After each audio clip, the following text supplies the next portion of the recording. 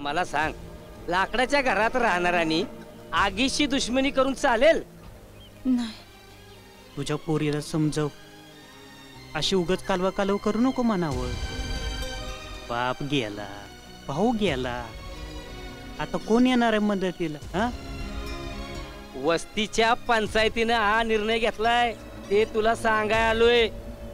हे प्रकरण लय महागात पडेल, तुला पण आणि समाजाला पण. हे बघ, समाजात राहायचं असेल तर नीट राहायचं, नाही तर बाहेरची वाट धरायची. नका सांगू काय. हे बघ, अरे माणूस गेल्यावर समजा इसरून जायचं असतं. अहो पण तोंडात शेण घातलं ना तुमच्या लाडक्या लेकाने. जरा थंडपणा न घ्या. काय थंड होऊ, सगळी इज्जत मातीत घातली त्यानं. सुभानराव, भाव आहे तुझा त्यो. मेला आजपासनं मला त्यो. अरे समाजसेवा करतोय म्हण. समाजसेवा, समाजसेवा कसली? समाजसेवेच्या नावावर मस्ती चालल्या नुसती.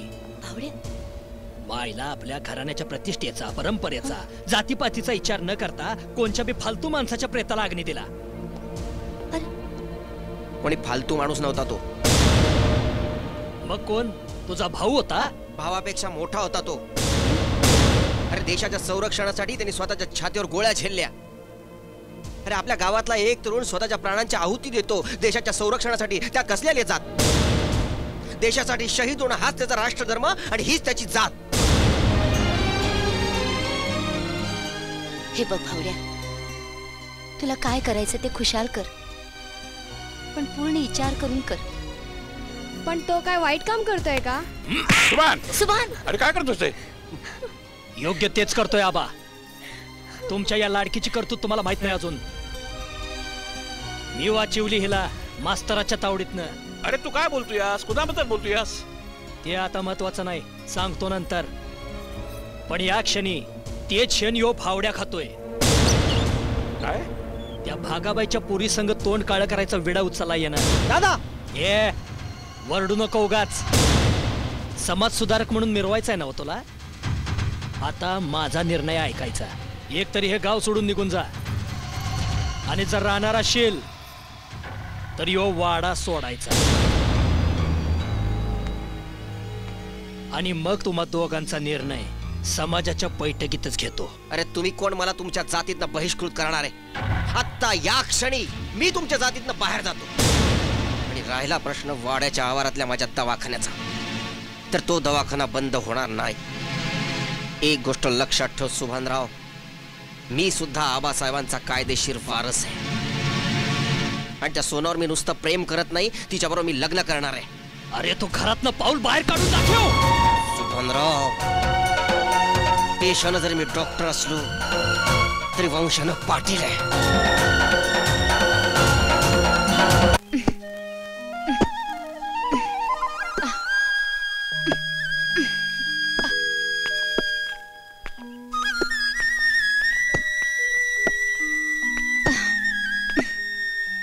काय सोनाबाई, कसला विचार करते सोनाबाई? डॉक्टर साहेबांनी असा घर सोडायचा निर्णय तडकाफडकी कसा काय घेतला? म्हणजे राजाभाऊ, एक वेळ घरच्यांचं मी समजू शकते, पर असं समाजावर लात मारून कसं काय जगता येईल? अगं पण त्याने घर सोडलं म्हणजे काही नातेसंबंध तोडून टाकले का सोनाबाई? आई बाप भाऊ बहीण ही नाती अशी कायमची नाही तोडतायत. शेवटी रक्त एकच असतं ना सोनाबाई. हा लढा आहे विचारांचा. सनातनी प्रवीणविरुद्ध पुरोगामी विचारांचा हा लढा आहे सोनाबाई. मग तुमच्या या लढ्यात माझी फरफट कशा पाहिजे? राजाभाऊ, मी ना धड या समाजाची ना त्या समाजाची. आणि राजाभाऊ, मला एक सांगा, भाऊ गेल्यानंतर कोण आलतं मदतीला? अहो, आमच्या समाजातली माणसं तर नुसती बघ्यासारखी उभी होती. फक्त तुम्ही आणि डॉक्टर साहेबांनीच मदत केली ना आम्हाला. नाही, मला मान्य आहे तुला थोडा त्रास होतोय, पण थोडा खूप त्रास. राजाभाऊ, तुम्ही जर माझ्या जागी असला असतात ना, तर तुम्हाला कळलं असतं की अशा बेवारस पोरीचं जगणं किती कठीण असतं ते. गेल्या 2 महिन्यापासून पाहते. समद्यांच्या नजरेत एकच भाव, फक्त वासना. राजा भाऊ, असं 24 तास तरी कोण राहणार हो माझ्या संग? अगं पण डॉक्टरने लग्नाचा निर्णय घेतलाय ना. ते केवळ उपकाराच्या भावनेतून, दया म्हणून. असं गावासमोर ओरडून सांगण्यापूर्वी मला एका शब्दानं तरी विचारलं का? म्हणजे डॉक्टरवर तुझं प्रेम? नाही, असं नाही. सोनाबाई, काय ते स्पष्ट बोल. प्रेम केल्यावर लग्न करायलाच पाहिजे असा काही नियम आहे का? हे काय बोलतेस तू? ज्या लग्नामुळं माणूस रक्ताच्या नात्यापासून वेगळा होणार असेल, मला ते लग्नच नकोय. त्यापेक्षा माझं हे प्रेमच बरं. म्हणजे तू आयुष्यभर अशीच राहणार? राजा भाऊ, अहो त्यात काय मोठं? राजा भाऊ, कृष्णाचं आणि राधाचं कधी लग्न झालं होतं का? अहो मीरेचं आणि कृष्णाचं कधी लग्न झालं होतं का? पण तरी बी राधेच्या आणि मीरेच्या प्रेमाचा मोठेपणा अजून बी तसाच आहे ना? म्हणजे तुला असं म्हणायचंय की डॉक्टरांनी त्यांच्याच समाजातील एखाद्या सुंदर, गरीब आणि गरजवंत मुलीशी लग्न करावं? अगं गरजवंत तर तू पणच, शिवाय गरीब पण. पर जात पण महत्वाची आहेच ना? आमच्या लग्नानंतर हे लोक आम्हाला सुखानं संसार करू देतील? अगं त्यासाठीच तर हा लढा आहे. आमच्या लग्नाला हा लढा संपणार आहे? राजा भाऊ, या लग्नामुळे जर कुणाचं घर उद्ध्वस्त होणार असेल, एखाद्या बाईचा नवरा, एखाद्या मुलाचा बाप जाणार असेल, तर हे लग्नच मला मान्य नाही. राजा भाऊ, जर केवळ माझ्या लग्नाच्या निर्णयापायी त्यांच्या वडिलांनी हॉस्पिटलात भरती व्हावं लागत असेल, तर मग लग्नानंतर काय? आणि राजा भाऊ, तुम्ही याला लढा म्हणू नका, कारण एकतरी तुमच्या लढण्याची सुरुवात बी नाही आणि शेवट बी नाही. हां, तर असेलच जर शेवट कुणाचा, तर तो माझ्या प्रेमाचा, आणि त्यासाठी लग्नाच्या दयेची भीक मला नकोय. आज मी तुम्हासनी सांगते, उद्या डॉक्टर साहेबांना पण हेच सांगणार आहे.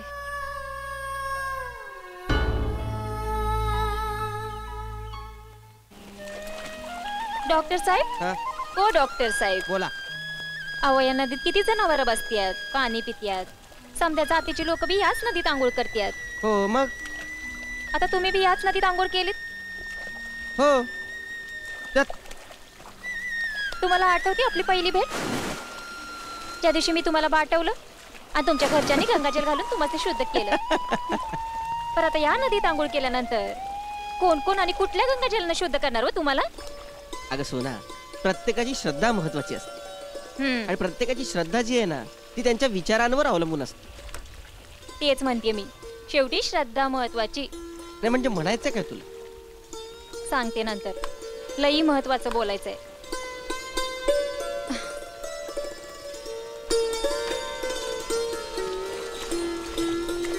ठीक आहे.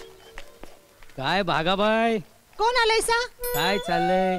अरे मारुती भाऊ, तू वय ये बस बस. तू क्या एका म्हातारीला आठवण डोळा झाली आल्यापासून बाई तुम्ही भागाबाईची. चांगलंच कामाला जोर ये. लावलाय. बस आता कसं ओळखलंस? थांब रे बाबा, पाणी आणतीया. पोरगी कुठं दिसत नाही. अरे कापड धुवाय नदीवर गेली या. असं असं असं. हा. बर जा जा जा, पाणी आण जा जा. वय बस वाईच. सोबनरावानं सांगितलेलं समजा ध्यानात आहे ना? व सगळं माहिती कशाला तू बरोबर बोलला बस. घे रे बाबा. आज कशी काय वाट वाकडी केलीस र? नाही म्हटलं चहा पाणी घ्यावं, विचारपूस करावी बाई. म्हणून आलो होतो. तसं बरं चाललंय म्हणायचं. या काय म्हणतो भागाबाई, लग्नाचा काय विचार केलाय का नाही? अरे कुणाच्या लग्नाचा? नजर सुधारली पण पुरीची छाती काय नाही दिसली. म्हणजे हे आता ते काय बोलणं झालं व्हय? असं वय, म्हणजे सोन्याच्या लग्नाबद्दल बोलतोस वय? आणि मग या वयात काय दुसरं लगीन करते का काय तू? हात मेल्या, तुझा मुडदा बशिवला त्यो. माझा मुर्दा बशिव पण आधी त्या सोनाबाईचा हात पिवळं कर. का रे बाबा, तुला का तिच्या लग्नाची एवढी काळजी? काळजी नाही म्हातारे, भीती. भीती कशाची रा? अगं पोरगी जवान हाय, दिसायला बरी हाय. अरे कुणाची वाकडी नजर फिरली तिच्यावर? डोळे बाहेर काढीन त्याच. हा अगं आता ज्यानं नजर दिली, डोळं दिलं, त्या देव माणसाचं डोळं काढणार वय. काय बोलतायसा तुम्ही? आता संडासला जायचं टांबऱ्याला पोहायचं कशा पण. ए मुडद्या, बोलकी घडा घडा. तुझ्या पुरीच्या प्रेमात पडलाय डॉक्टर. अहो काय सांगतायसा तुम्ही? हो, आणि वाड्यात झगडा सुद्धा झालाय त्याच्या भावासंग.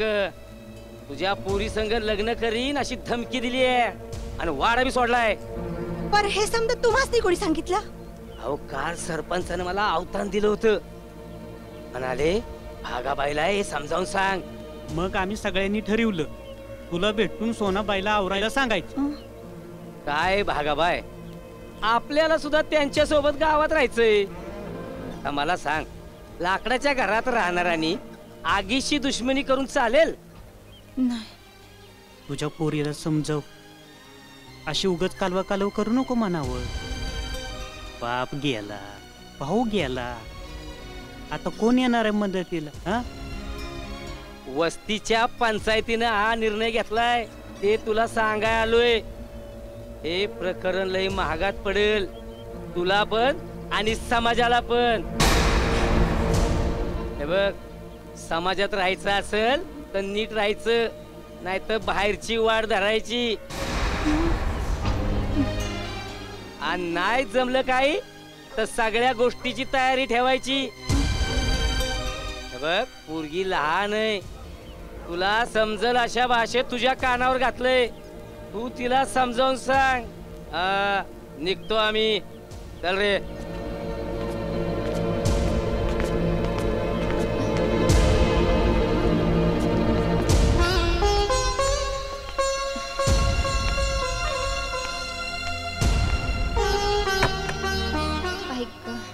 माय पाणी पिते जरा. कुठे गेली होतीस? आता तुला सांगूनच गेलते ना नदीवर कापड धुवायला जाते म्हणून. कापड धुवाय गेली होतीस का आब्रू धुवाया? आब्रू? राजा भाऊ, मी एका समाजातल्या म्हणजे मागासवर्गीय समाजातल्या मुलीशी लग्न करतोय म्हणून दोन्ही समाजातल्या रीती रूढींना एवढा धक्का बसतोय की ते हल्ले करायला लागले. अरे मग हल्ला करतायत असं भॅडासारखा का हल्ला करताय? समोरासमोर दोन हात करा ना. श्रीकांत, अरे हा दोन माणसांचा लढा आहे का? समोरासमोर आले, मारामारा केल्या, मोकळे झाले. हा दोन प्रवृत्तींचा लढा आहे, समांतर प्रवृत्तींचा लढा, ज्या कधीही एकत्र येत नाही. अरे पण या समाजासाठी मी एवढं सगळं करतोय ना राजा भाऊ. रात्र शाळा सुरू केली, कुटीर उद्योगासाठी मी लोनचे अर्ज भरायला लावले, आरोग्य केंद्र सुरू करतोच आहे, शहीद राहुल सोनवणे स्मारक उभारण्याचा प्रयत्न चाललाय. एवढं सगळं करतोय मी त्यांच्यासाठी. आणि या सगळ्या स्वप्नांची धुळधाण होणार असेल तेही फक्त मी सोनाबाईशी लग्न करणार आहे म्हणून, ते सगळं चुकीचं आहे. आणि हा सर्वस्वी आमच्या दोघांचा खाजगी प्रश्न आहे. दोघांचा? लग्नाचा निर्णय तुझ्या एकट्याचा आहे. म्हणजे तू विचारलंस तिला? त्यात विचारायचं काय? मी पसंतच आहे तिला. आणि ती तुझ्याशी लग्न करायला तयार नाही असं मी जर म्हटलं तर? नदीवर तर काही बोलली नाही ती मला.